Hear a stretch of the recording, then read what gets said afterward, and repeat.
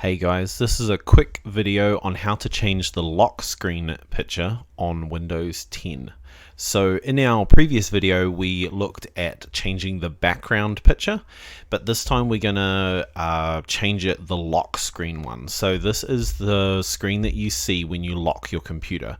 So if we go in here and we go lock, this screen here is the one that we want to change. So we don't want to have the rolling hills anymore.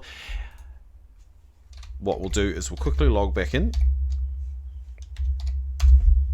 and what we do is we go down to the search bar and we type lock screen, and here you can see lock screen settings.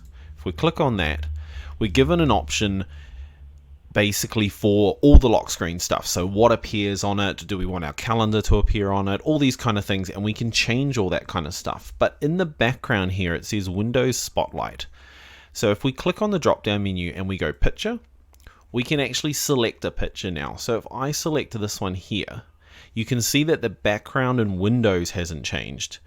But if we go OK, which is closing it, and we go back in and we lock our screen again, you can see now that this one has changed. And this is the one, if you leave your computer for a while, it will automatically lock. And this is the screen that pops up, so that you'll have to put back in your password to get back in.